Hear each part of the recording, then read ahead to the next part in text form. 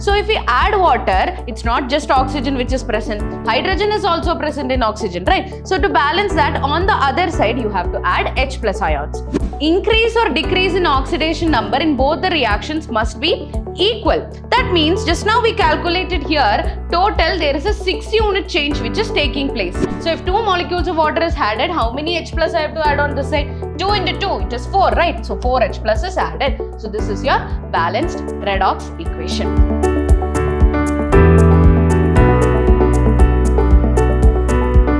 Hello everyone, this is Ambli Unnikrishnan from the Department of Chemistry. So today we are back with session 3 of the chapter Redox Reactions. So in the last session we studied how to write stock notation, right? And the definition of oxidizing agent and reducing agent in terms of oxidation number.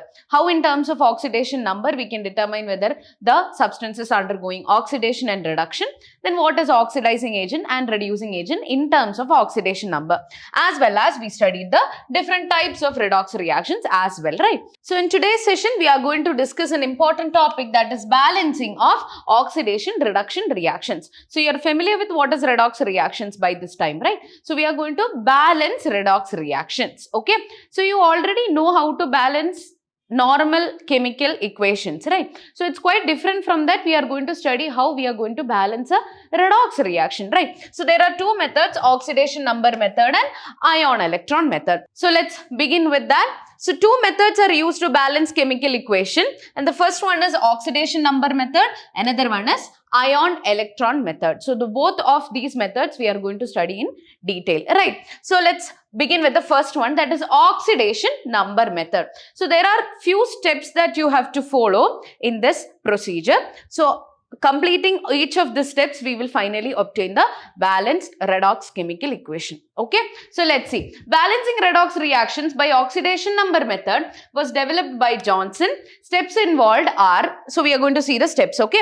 The first step is write the skeletal equation. If not given, you have to frame it, of all the reactants and products of the reaction. So the first step is to write the skeletal equation. So what does the skeletal equation means is that if in the reaction which is given, if there is any water molecules which is represented, you have to not mention all that. That is what written is. If not given, you have to frame it. So if that means that if in the problem or the question water molecules are given, you have to remove all that, okay. Water molecules, H plus ions, all those you not have to represent it. You don't have to represent it. Only the skeletal equation has to be represented. So that is the first step, right? Now second step is indicate the oxidation number of each element in the equation and identify the elements which undergo a change in oxidation number. So we already know how to assign oxidation number. We have studied the rules for that. So by assigning oxidation number, we have to determine which element is undergoing oxidation, which is undergoing reduction, right?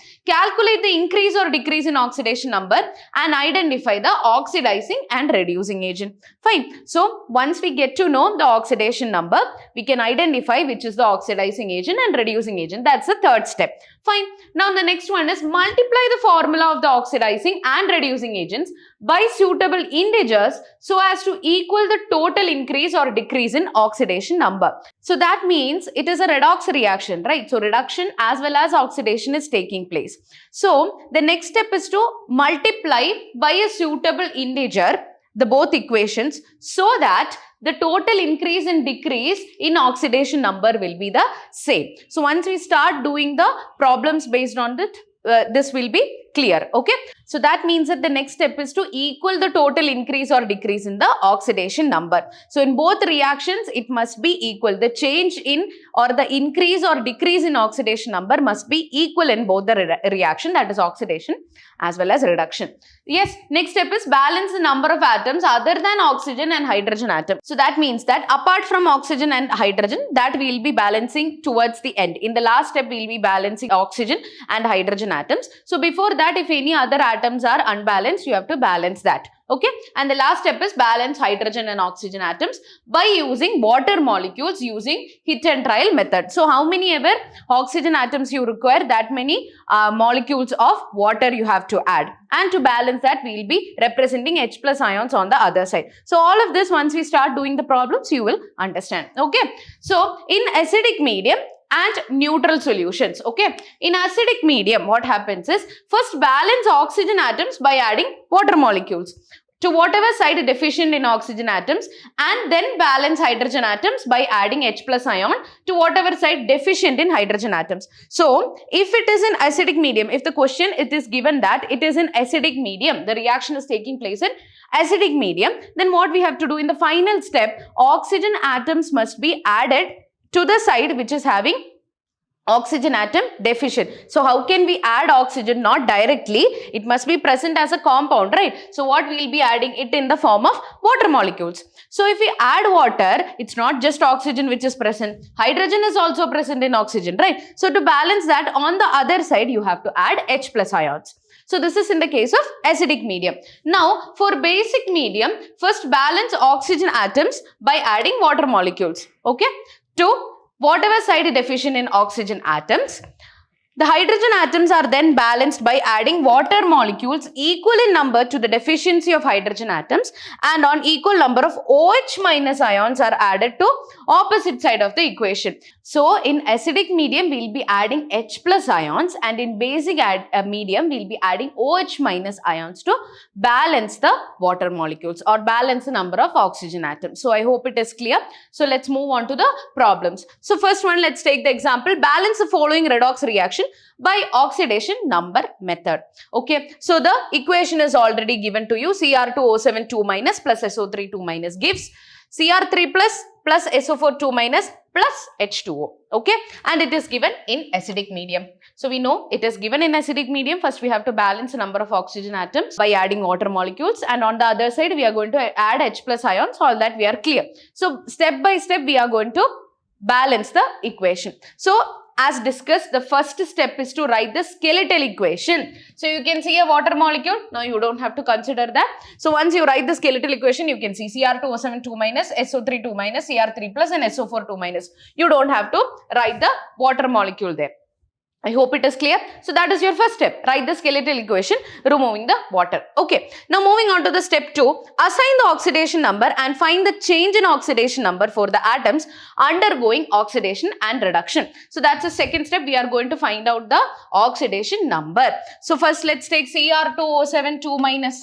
So we have already discussed how to calculate the oxidation number, right? So for chromium we don't know, so we have to take it as X. So 2X plus, for oxygen it is minus 2, right? 2x plus 7 into minus 2 will be equal to minus 2, right? It's a charged species. So 2x minus 14 is equal to minus 2, 2x is equal to 10, x is equal to plus 6, right? So plus 6 is the oxidation number. That's what is written here. Plus 6 is the oxidation number for chromium here. Now moving on to SO3 2 minus, let's calculate for that SO3 2 minus. Okay, for oxygen it is minus 2, for sulfur it is x. So x minus x plus 3 into minus 2 will be equal to minus 2. X minus 6 will be minus 2. So x will be equal to plus 4, right? So we got the oxidation number for sulfur also. Now moving on to Cr3 plus, it is an ion. So Cr3 plus means whatever the charge present on the ion, that will be its oxidation number. So for chromium here it is plus 3. Now the last one is SO4 2 minus, SO4 2 minus. Again x, for oxygen it is minus 2, right? So x plus 4 into minus 2, there are 4 atoms. So 4 into minus 2 will be equal to minus 2. X minus 8 is equal to minus 2. X will be equal to plus 6, right? So here for sulfur it is plus 6. So we calculated the oxidation numbers. So here it is plus 6, plus 4, plus 3 and plus 6. So now what is the next step? We have to identify which is undergoing oxidation and reduction. So in here you can see here from plus 6 for chromium, from plus 6 it is reducing to plus 3. So when the oxidation number is decreasing, what is it? Yes, when oxidation number is decreasing, it is undergoing reduction, right? So you can see here reduction is taking place. And sulfur from plus 4 it is increasing to plus 6. Oxidation number has increased. So what has happened here? Oxidation has taken place. So what did we do in the second step? We calculated the oxidation numbers and we identified which is undergoing oxidation and which is undergoing reduction. Now moving on to the next step, equalize the change in oxidation number for both the atoms by multiplying with suitable integers and balance the number of atoms other than oxygen and hydrogen. Okay, so before balancing oxygen and hydrogen atoms, we need to balance other atoms. So before that, we have to multiply with a suitable integer so that the total decrease and increase in oxidation number must be same. So what does that mean? Let's write these two reduction and oxidation reaction separately. So let's write the reduction reaction which is taking place. So Cr2O7 2 minus, we know that it is in +6 oxidation state and here it is +3 oxidation state. So reduction is taking place. Let's write down that reaction. Cr2O7 2 minus is getting reduced to Cr3 plus. Right. So this is the reduction reaction which is taking place. Here it is in +6 and here it is in +3 oxidation state. So by how many units this decrease is taking place? You can see that it is by 3 units, right? 3 units change is taking place, right? Okay, but there is one more point you have to remember. This 3 unit change is for 2 atoms of chromium, right? For each atom, there is 3 units of change. But how many are there in the reactant side? It is Cr2O7 2 minus, right? So, for each atom of chromium, there are 3 units of change. So, it is Cr2 here and only 1 chromium there. So, what we have to do? We have to multiply this by 2. So, you get 2 Cr3 plus. So, that is the way we have to balance in here. So, what does that mean? We have multiplied this equation by 2. So, totally now in the reduction reaction, there is a 6 unit change which is taking place. Okay. Why did we multiply here by 2? It is because, right, you can see Cr2 here. It is for 1 atom of chromium, there is 3 units change. For 2 atoms, then it will be 6, right? So, we multiply on the product side by 2. Okay. Now, we are going to write the oxidation part. SO3 2 minus gets converted into SO4 2 minus. So, here it is in plus. So, here it is in +4 oxidation state. Here it is in +6 oxidation state. So, by how many units increase is taking place? 2 units, right? 2 units increases taking place. Right. So, now we can see that here and here the sulfur number is same. So, there is no need to multiply with anything as of now. So, now the next step which we were discussing now, which is the third step, the increase or decrease in oxidation number in both the reactions must be equal. That means just now we calculated here total there is a 6 unit change which is taking place. But here there is only 2 units change which is taking place. That means we have to multiply this equation by 3. So that means that we are going to multiply this whole equation by 3. Why? Because yes, here you are getting 6 unit change. You need 6 unit change here as well. So multiplying 2 into 3, we'll get 6 unit change, right? It means what? We are going to multiply 3 here as well as 3 here. So finally, what is your equation? Cr2O7 2 minus gives 2 Cr3 plus, right? So there is a 6 unit change. And here it is 3SO3 2 minus giving 3SO4 2 minus. Okay. So this is the oxidation and reduction reaction. So in both these cases, how many changes in units are there or how many increase or decrease? Yes, it is 6 units. So that is what is together which is written here. Cr2O7 2 minus plus 3SO3 2 minus, right? It is multiplied by 3 and 2 Cr3 plus and 3 SO4 2 minus. So till here I hope it is clear. So we balanced all other atoms other than oxygen and hydrogen and we balanced the change in oxidation number also. Now the last step is add H plus and water to balance oxygen and hydrogen atoms in acidic medium. So what do we have to do if it is in acidic medium? We have to add water molecules to the side which is deficient in oxygen atom. So now let's calculate the number of oxygen atoms on either side and find out which is having lesser number of oxygen atoms and we are going to add the appropriate amount of number of molecules of water. Okay. So in here you have 7 atoms of oxygen. Here 3 into 3, 9. So that means total of 16 oxygen atoms are present here. And on this side you can see 3 into 4, right? 12 atoms of oxygen are present. So you can see that on the product side you have lesser number of oxygen atom. It is 16 here and it is 12 there. So if we add 4 more atoms of oxygen, the number of oxygen atoms will be balanced. So how many moles of or how many molecules of water we have to add? 4, right? So we add 4 H2O here. So now if we count the number of oxygen atoms, it will be same because 12 here plus 4 we have added now. So that means 16 here, 16 here. The number of oxygen atoms is balanced.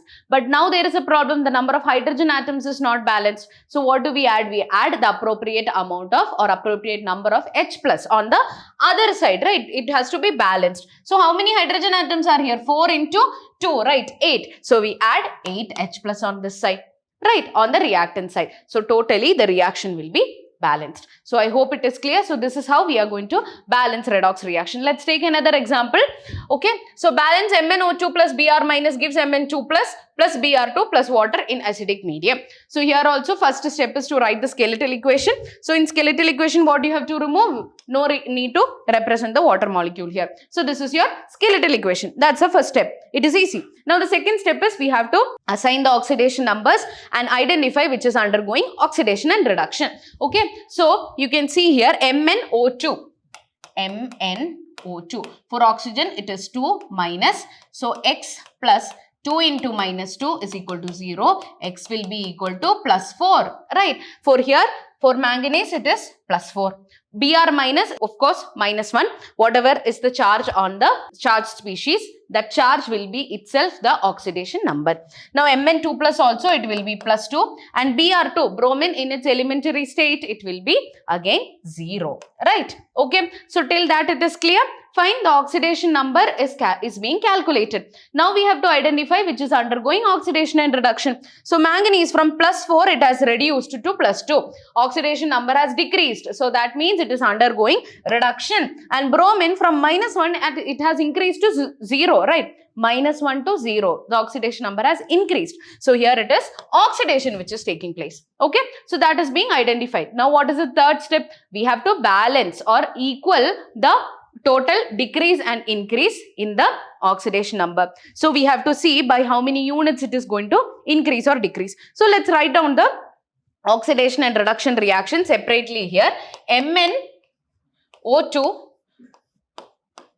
is reduced to Mn2 plus. Here it is plus 4 and here it is plus 2. Okay. So in this reaction, as you can see here, it is MnO2 and Mn2 plus here. Okay. So you can see here by how many units oxidation number is decreasing. It is decreasing by 2 units, right? So it is clear in this side because there is nothing else to be multiplied here because it is only 1 atom of manganese here, 1 atom of manganese here. So it is reducing by 2 units oxidation number. Now let's write down the oxidation part. Br minus is getting oxidized to Br2. Right. Here it is minus 1. Here it is 0. Okay. So now again like in the previous problem, there's a small point you have to remember. It is Br2 here and Br here. So what you have to do? You have to multiply it by 2. Right. So that means that actually how many units it has been increased? Only 1 unit. Right. So now what did we do to balance the number of bromine atom? We multiplied by 2. Okay. So now what does that mean? Here also how many unit change is there? 2 units. Here also how many unit change is there? 2 units. Now it is balanced. So I hope it is clear. As it was Br2 here, we multiplied the bromine by 2. I hope that is clear. So now that the number of bromine atoms is balanced also, the oxidation number change is also balanced. So we got the equation. So that is what is written here. MnO2. Right, MnO2 here and Mn2 plus, that is also written here. And how many bromine? 2 Br minus and Br2. So this is the third step. Right, by calculating the oxidation number, the change in oxidation number, we balanced it. So that was the next step. Now what is the last step? We have to balance the number of oxygen and hydrogen atoms. So we have to see the number of oxygen atoms on either side. So let's calculate on this side how many are there. You have 2 here.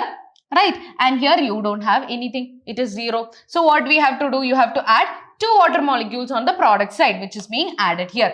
So if 2 molecules of water is added, how many H plus I have to add on this side? 2 into 2, it is 4, right? So 4 H plus is added. So this is your balanced redox equation. So I hope it is clear. So in the next class, we are going to study the half reaction method in detail, few more examples, ion electron method, and the applications of redox reactions. So I hope the concepts that we have cleared in this session is clear for you. So that's all for today. Thank you.